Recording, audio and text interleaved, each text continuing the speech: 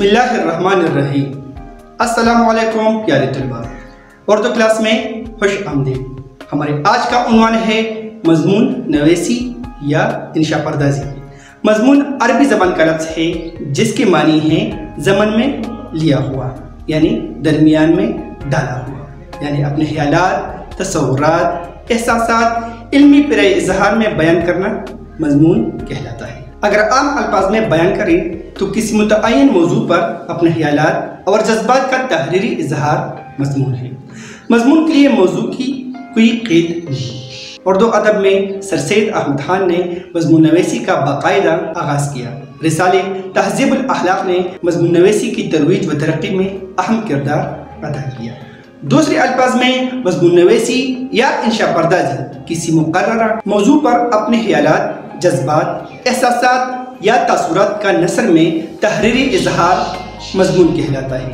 مضمون نویسی میں موضوع کی کوئی قید نہیں، یعنی آپ کسی بھی موضوع پر یا عنوان پر مضمون لکھ سکتے ہیں، اور اس لیے ہر قسم کی موضوعات پر بے شمار مضامین لکھے جاتے ہیں۔ مضمون نویسی میں یعنی انشاء پردازی میں پہلے موضوع کا تعارف کرایا جاتا ہے، پھر دلائل دے کر بحث کی جاتی ہے اور اہم باتیں علمی پیرائی میں تحریر کی جاتی ہے، اور آخر میں مختصراً نتیجہ اخذ کیا جاتا ہے۔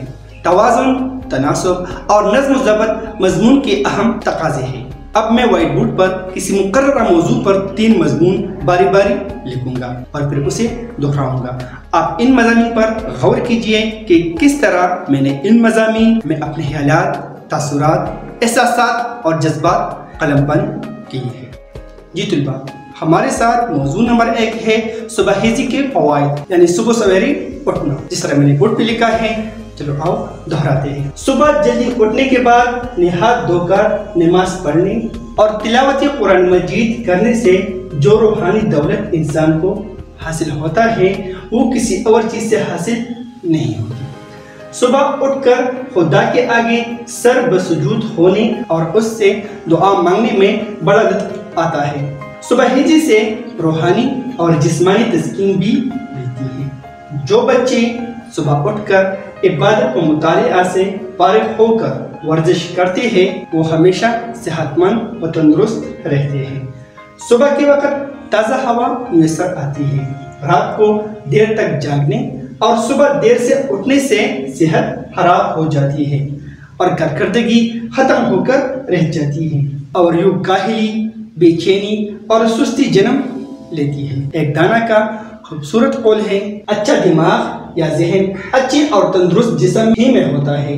جو لوگ صبح جلد اٹھ کر اپنا کام شروع کر دیتے ہیں وہ جلد اپنے کاموں سے فارغ ہو جاتے ہیں۔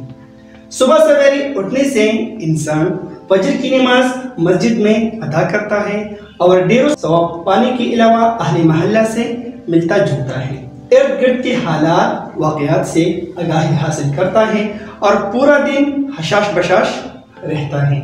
بقول شاعر، فرشتوں سے بہتر ہے انسان بننا، فرشتوں سے بہتر ہے انسان بننا، مگر اس میں پڑتی ہے محنت زیادہ۔ جی طلباء، ہمارے ساتھ موضوع نمبر 2 ہے کاہلی۔ کاہلی کا مطلب ہے کہ روزمرہ کے معاملات میں اور کام کاج میں سستی کرنا، جس طرح میں نے بورڈ پر لکھا ہے، آؤ پڑھتے ہیں۔ کاہلی کا مطلب سستی، یعنی کام سے جی چرانا اور محنت سے فرار حاصل کرنا ہے، جبکہ زندگی حرکت و عمل کا نام ہے۔ کوشش اور جدوجہد زندگی کی زینت ہے۔ جو انسان کوشش و عمل میں مصروف رہتا ہے زندگی میں کامیاب و کامران ہوتا ہے۔ حضور صلی اللہ علیہ وسلم کا ارشاد مبارک ہے، جس نے کوشش کی اس نے پا لیا۔ ارشاد باری تعالیٰ ہے، انسان کو وہی ملتا ہے جس کی وہ کوشش کرتا ہے۔ ایک کاہل، سہل پسند، خود پسند فرد نہ تو خود کچھ کرتا ہے نہ کسی کو کچھ کرنے دیتا ہے، بلکہ معاشرے پر بوجھ ہوا کرتا ہے۔ کوشش کا نتیجہ ہمیشہ دو صورتوں میں نکلتا ہے، کامیابی یا ناکامی۔ مسلمان ناکامیوں سے گھبراتا نہیں، بلکہ ان ناکامیوں کو زینہ بنا کر کامیابی تک جا پہنچتا ہے۔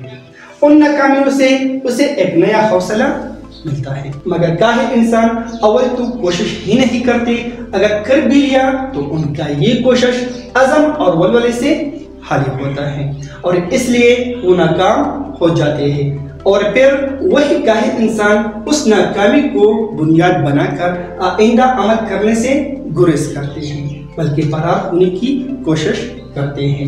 محنت اور حرکت پر یقین کرنے والے جیت جاتے ہیں۔ بقول شاعر، جہاں میں اہل ایماں صورت خورشید جیتی ہے، جہاں میں اہل ایماں صورت خورشید جیتی ہے، ادھر ڈوبے ادھر نکلے، ادھر ڈوبے ادھر نکلے۔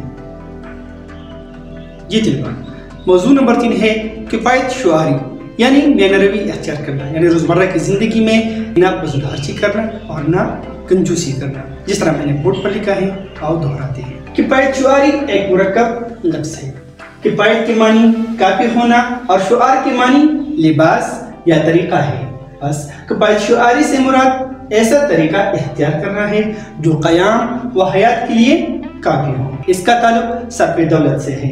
اگر دولت کا مصرف ضرورت سے زائد ہے تو اسراف میں داخل ہے، جو فضول خرچی کے زمرے میں آتا ہے۔ اگر ضرورت سے کم ہے تو بخل میں شمار ہوگا۔ گویا فضول خرچی اور کنجوسی دونوں کفایت شعاری سے بعید ہے اور دونوں کے عامل خسارے میں ہیں۔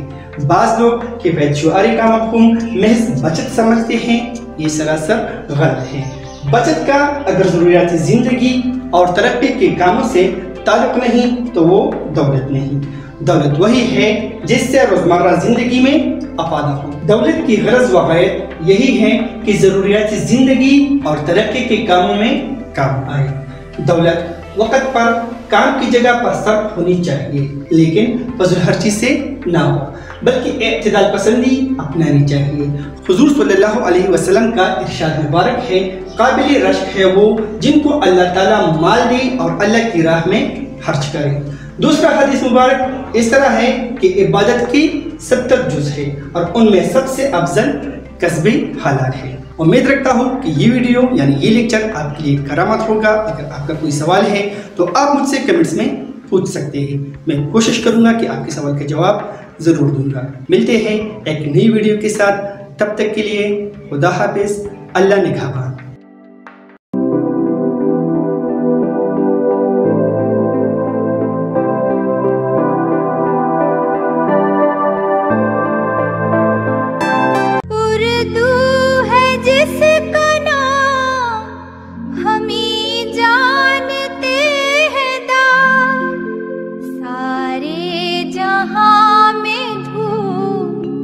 हमारी ज़बां की है।